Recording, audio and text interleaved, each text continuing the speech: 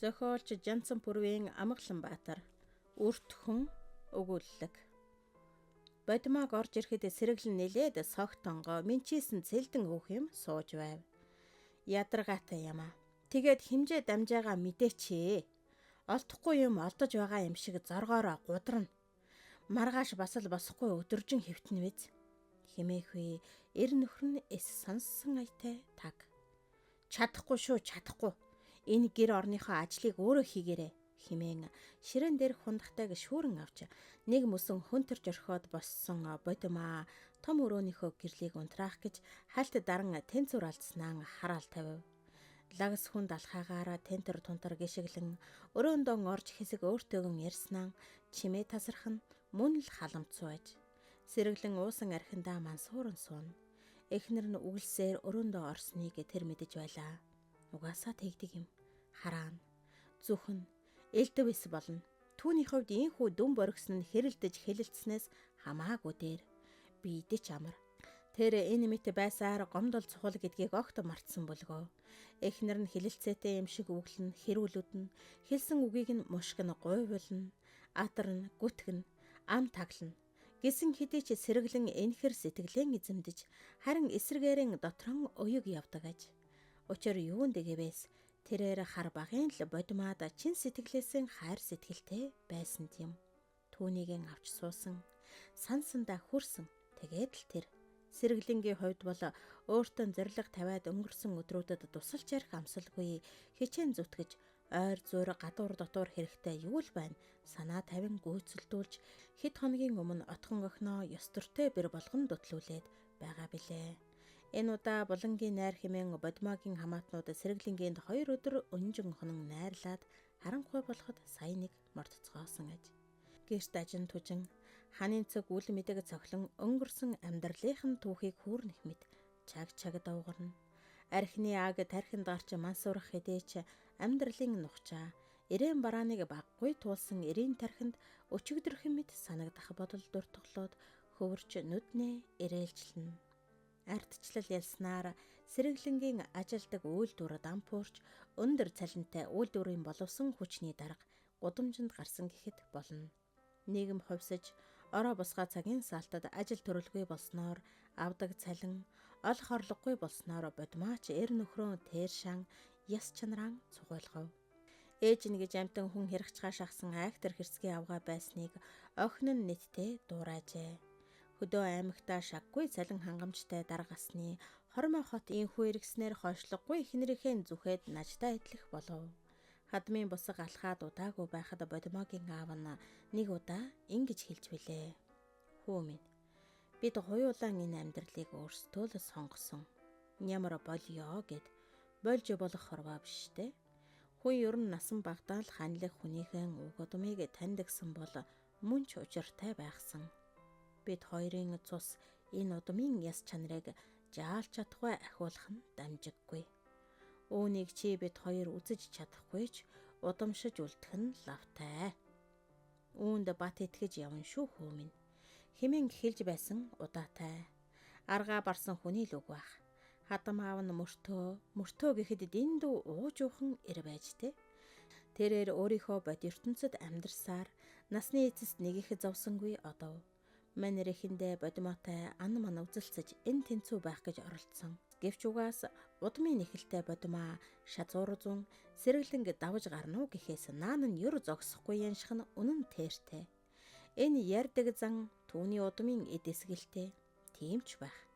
Нэгэн үзүүрт хансах сэтгэлээр зүтгсэн бол амьдрал нь ингэтлээ дор орохгүй байсан юм билүү хэн мэдлээ. Үзүүргүй амьдралын төгсгөл хизээч билээ. Хувь тавилан мэдэггээд орхихоос хэмээж сэргэлэн хадам аавынхаа замаар орж мөртөө сажлах болсон билээ. Дан ганц хадам аавынхаа үгээр эс бөгөөс өөрийн халархай зангаас болсон гэвэл бас үгүй билээ. Хамаг учир дунд сургуульд байхын л үг хэл хурц гэдэгнэж годгонсон цовоо охин Бодимаа түүний харааг булааж сэтгэлд хоногшсных билээ. Бодимаагийн охин хонгор насанд түүний араас гүйсэн нь ганц сэргэлэн байгаагүй. Ангийн анд халтар хэмээх хөвгүүн Бодимааг хоргоож сэргэлэн мөн ч их дарчлаа. Тэгэхэд сэргэлэн суралгаараа цоорч их сургуулийн хуваар авав. Алс хитээ бодсноо Бодимаа сэргэлэн сонгосон юм. насны намар хаяанд ирснийг сануулах мэт санчигных нь ус бууралцсан доройхон ир нөхрөө бодмаа ад үдсээр 10 гаруй жилийг үдэж байгаа билээ. Бас болоогүй. Эхийнхээ хатгаасаар хоёр охин нь ч аавыгаа тохуурхан анхаа муутайгаар нь шоолно.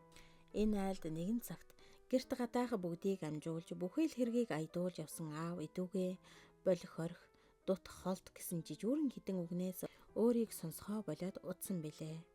Эрт идүүгээд ихийн санаа үрийн санаа хаданд гэж зүгээр ч нэг хэлээгүй бүү за. Балчирхан үрсэн өдий чинээ өсөж өндийсэн ч бэрх хэцүүхэн цаг яаж ард хоцорсныг хэрхэн мэдэх вүлээ. Ер угаас ийм л байсан гэж сандаг вэзээ. Төмний хөлийн газар их хот бараацаар сэргэлэнгийнх бусдын жишгээр 2 идэхгүй хоосон хонохгүй өдөр хоногийг өнгөрөх болов. Бор хоногоо яа хэмээсэн тэр нэгэн өдөр сэргэлэн бодмаа хуйуул дунд сургуулийн ангийн найз халтартай тааралдав. Эхнэр нөхөр хоёр гудамжинд аарц зарж явсан тул халуун савнуудаа хийх байх газраа олж ядан бас ч гэж нэрлэхмэр аядах нь нүур халуун аж. Тэд ойролцоо хуушийн газарт орж нэгэн оройг хуучилж барсан билээ. Халтараа наран туул зах дээр бэлэн хувцсны хэдэн лангуу ажилуулдаг ба өмссөн хувцас өнгөлөг ам яраа нь биелэгжүү байв. Улмаар яраа задгаарч халцгаахад хүүхдүүд нь сургууль соёлын мөр хөөгөөд аав ээжтэй нь тус муутай хороололд нэг дэлгүүрийн лангуй байдаг ч найдвартай ажилуулчих хүн үгийг дурдав.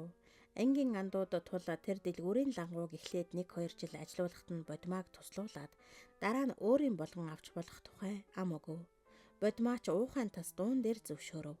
Сэргэлэн дургүй байгаад ч яах билээ. Түүний саналтай саналгүй хэдийнэ шийдэгдсэн хэрэг. Шалдаа буусан амтан толгой дохихоос өөр яалтай. Ердөө маргааш нь гэхэд бодмаа өөрт байх аль дүмэг гэснээ өмсөн гарч одов. Оройн сэргэлэнгийн эхнэр баахан халамцуу галтай амтан бууж ирэв. Нүдэ маань жарбаятал бодсон нь сэргэлэнд танихгүй хүн ороод ирсэн шиг үзүүрийн сонин харагдана. Тор дүүрэн хувцас авчирчээ. Ажилтаа болсныг маань лангууны хүүхнүүд тэмдэглээд ямар сайхан юм бэ? Ойрын хэдэн жил ингэж хамт олон дунд орж баярлан хөөрч байгаагүй юм бэ? Гээд авчирсан хувцаан элдв янзаар өмсөн муу гэрэн буулгачих шахан мухар сандал дээр гарч толдон төмөн юм болов. Тэрээр идэж уух юм бишгүй авчирчээ. Талхмаас л 2 годгор хям хідэн өндөгч байв. Сэргэлэнгийнх лавтай 2 жил эдгээр тансаг зүйлсийг хэрэглээгүй билээ.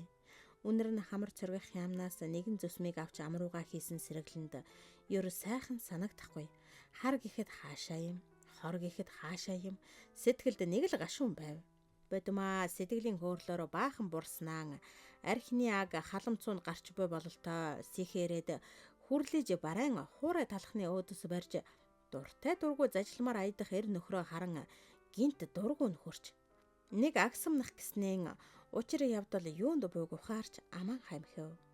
Үнэн дээр эхнэрийнх нь хойноос хөл алдан гүйж байсан хар хүү өнөөдөр энэ айлын амьдралд шууд биш ч ямар нэг хэмжээгээр ороод ирсэн тул эр нөхөр гэрийн эзэнд ямар олиг байх вүлээ. Бодмаач ухтаан сэргэлэн их сургуулийн хуваар авсан тал алс хитэ бодон өөрөө нээж амьдралаа холбосон болохоос биш ухтаан халтарт илүүтэй татагдсан байсан юм. Үүнийг нь сансан уу? Бодмаа ярааныхаа сэдвийг өөрчлөн ойрд гаргаагүй аашаан нөхөртөө гаргав. Тэрээр хандаан дөхөн учирлах байдлаар сэргэлэн минь бидний амьдрал хүнд байна. Өнөө маргаашийнхаа хоолыг яа гэж байна шүү дээ. Ямар ч л байсан нэг ангийн найз маань бидэнд санаа тавьж байхад хуйл өгөөглөлтэй биш дээ. Тэр дэлгүүрийн хүүхнүүд хэлж байна. Гарааны мөнгөтэй л болчих бол дороод хөл дээрээ босчих нь гин. Дандаа л бидэн шиг нас тогтсон хүмүүс байна. Юу боллоо гэж худал хэлэх үү? Миний ханжаал тисчих. Гээд нөхрөө аргадан хошуу цорвайж ердөө ганц 2 жил болоод л өөрсдийн мөнгөтэй болчихно. Тэгсэн байхад заавал халтрын тэр лангууг авах шаардлага байхгүй. Гээд хазар дээр нь үнсгэд ягдсан сэргэлэн арга буюу толгой төхөв. 1 жил боллоо. 5 жил ч өнгөрөв. Бодмаа аль ч дэлгүүрт байдаг ганган аваачулаас ер дутах юмгүй. Алтан мөнгө зүүсэн, булахтай бол булахтай, савхтай бол савхтай, будмал авгаа болж хувирав. Сэргэлэнгийнх 2-3 ч байр сольж одоо зайсан хороололд амьдарч байгаа билээ. Амьдрал ахихын хэрээр бодмаагийн авир эвдэрч ханижлээ нохоог хаагаар нь дуудана. Айлерт өнгөрсөн баларсан социализмын хангамжтай амьдрал, дарга нөхрийн хаялаг 3 өрөө байр, Өөрийнх нь эхийг өргөн тойлж хамттан барсан эр нөхрийн халамж түшгийг хэдийнэн умардсан байв. Өдөр шорой нүрээ цэвэрлэж суухтан сэргэлэн хулгайнуудаар харж унган хайрыг нь эзэмсэн охин заяа төрхийг нь халтаж болтугай хараад авахыг бодно. Үнэхээр аргагүй юм. Салаахан гизгэн сүлжсэн хонгорхон тэр л охин түүний сэтгэлд энэ орчлонг дүүргэж ариун хайрыг нь эзэмдэж яваа билээ. Сэргэлэнгийн мэдхээр бодмоог анх бие дааж 8 эрхлэх болоход халтар дагуулan явж хил гайлаар яаж гарах, бараагаан хаанаас яаж авах, сонгох тухай нэг бүрчлэн зааж зааварлаж тус болсныг сонсоод өнгөрсөн. Харин халтар сэргэлэнгийнхэр ирэхэ болоод удаж байгаа билээ. Инхээр тэр хоёр бараандаа хамт явдггүй.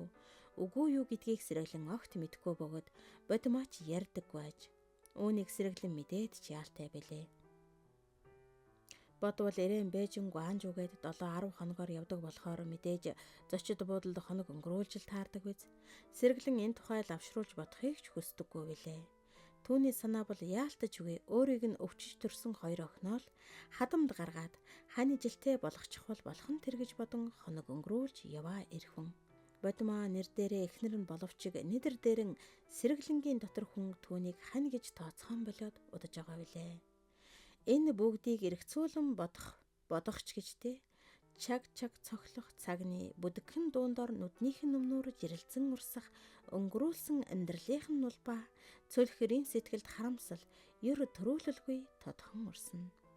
Эдрет амьдралын нухчааг уруханараа давсан эр огтон амьдралд хүргээд амарлангүй наснаас нөхчөө.